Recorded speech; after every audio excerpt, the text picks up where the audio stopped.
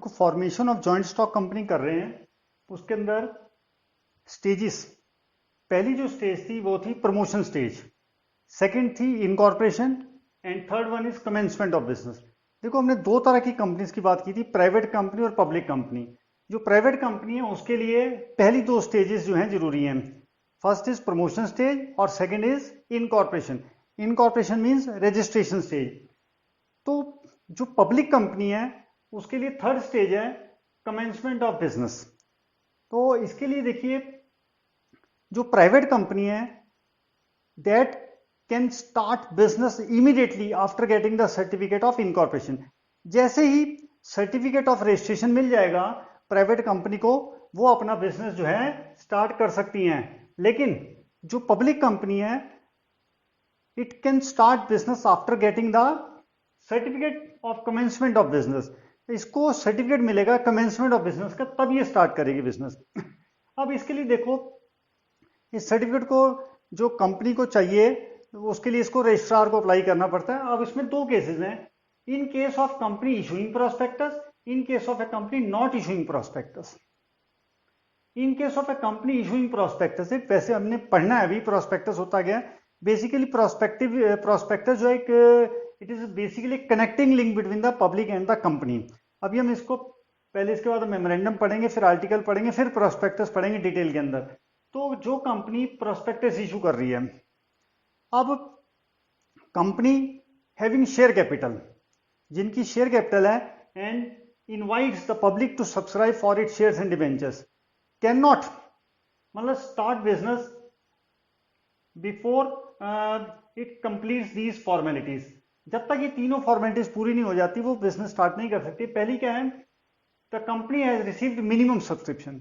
Minimum subscription मतलब company जो है वो मिनिमम सब्सक्रिप्शन रिसीव कर चुकी है।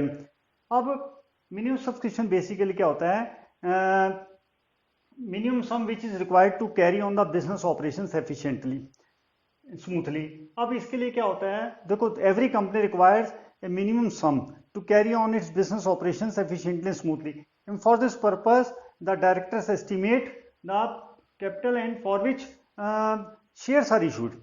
और कंपनी उसका एटलीस्ट 90% जो है कंपनी मस्ट गेट, तो वो मिनिमम सब्सक्रिप्शन होती है।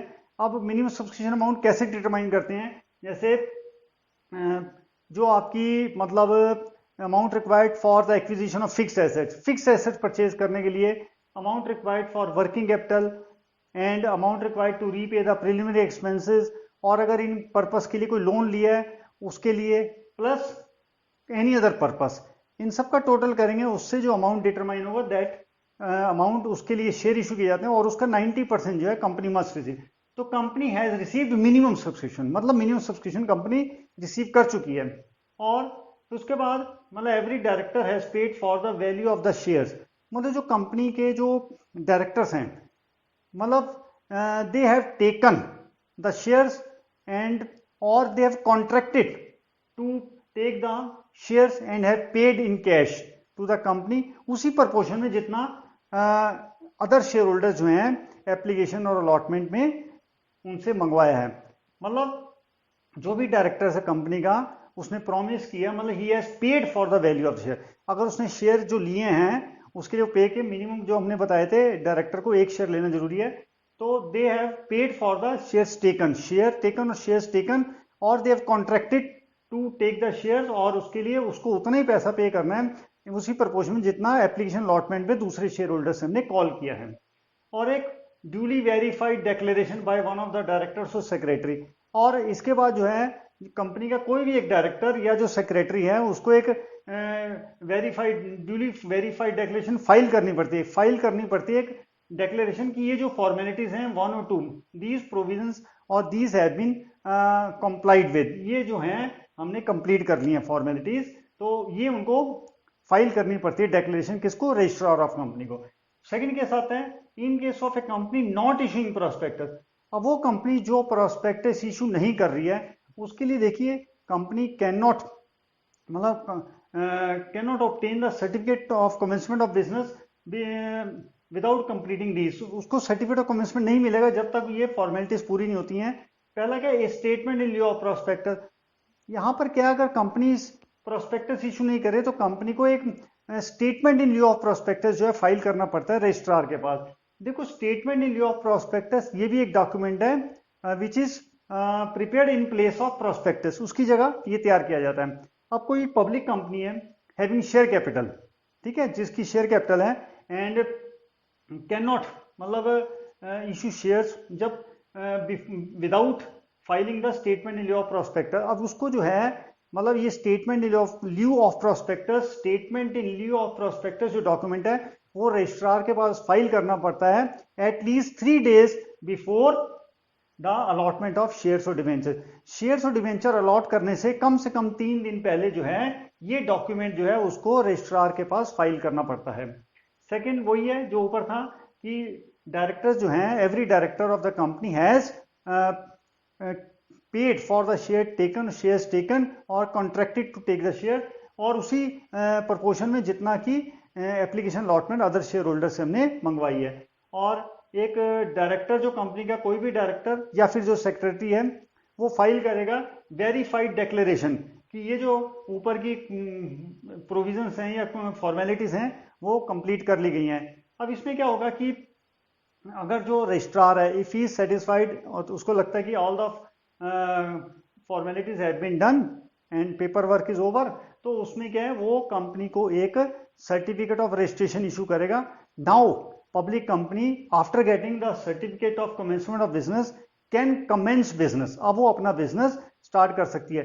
जहां तक हम बात कर रहे थे एक प्राइवेट कंपनी की, प्राइवेट कंपनी जो है जब उसकी प्रमोशन स्टेज हो जाती है, इनकॉर्पोरेशन हो जाती है, तो आफ्टर द इनकॉर्पोरेशन स्टेज जो प्राइवेट कंपनी है वो जब उसको सर्टिफिकेट ऑफ रजिस्ट्रेशन मिल जाता है वो उसके बाद अपना बिजनेस स्टार्ट कर सकती है। लेकिन पब्लिक कंपनी जो है जब तक उसको certificate of commencement of business नहीं मिलता वो अपना बिजनेस स्टार्ट नहीं कर सकती। उसके लिए हमने 2 पार्ट बता दिए कि जो अगर प्रोस्पेक्टस इशू करते हैं और अगर प्रोस्पेक्टस इशू नहीं करते हैं। प्रोस्पेक्टस इशू करते हैं तो उसके लिए कंपनी जो है हैज रिसीव्ड मिनिमम सब्सक्रिप्शन, और जो डायरेक्टर हैं उन्होंने शेयर्स ले लिए और उसके पे कर दिया और उसी प्रपोर्शन में कैश पे किया जितना कि दूसरे शेयर होल्डर्स पे करेंगे। और तीसरा जो है एक फाइल करना पड़ता है उनको डिक्लेरेशन, और डायरेक्टर या प्रोस्पेक्ट जो सेक्रेटरी है किसको, रजिस्ट्रार को, कि ये हमने अब formalities have been fulfilled. Similarly second case में जब कंपनी प्रोस्पेक्टस नहीं इशू कर रही है तो उसको इसकी जगह एक डॉक्यूमेंट आता है स्टेटमेंट इन लिeu ऑफ प्रोस्पेक्टस, वो फाइल करना पड़ता है। वो सिमिलर होता है प्रोस्पेक्टस के। और कंपनी जो है अगर share issue having share capital और बट उसने प्रोस्पेक्टस इशू नहीं किया, वो शेयर्स और डिबेंचर्स अलॉट नहीं कर सकती है। और ये जो स्टेटमेंट लिeu ऑफ प्रोस्पेक्टस वो कंपनी को शेयर्स और डिबेंचर अलॉट करने से 3 दिन पहले तक ये डॉक्यूमेंट फाइल करना पड़ता है रजिस्ट्रार के पास। और डायरेक्टर्स जो हैं वो शेयर्स ले चुके हैं और उसका पे कर चुके हैं, दे हैव पेड कितना, जितना कि दूसरे शेयर होल्डर से एप्लीकेशन अलॉटमेंट मनी मंगवाई है। और फिर एक डायरेक्टर या सेक्रेटरी जो है वो फाइल करेगा एक डिक्लेरेशन किसको, रजिस्ट्रार को, that these have been complied with. और उसके बाद अगर रजिस्ट्रार सेटिस्फाइड होता है तो वो certificate of commencement of business जो है इशू कर देगा। और after this company can commence, public company can commence its business. ठीक है ये।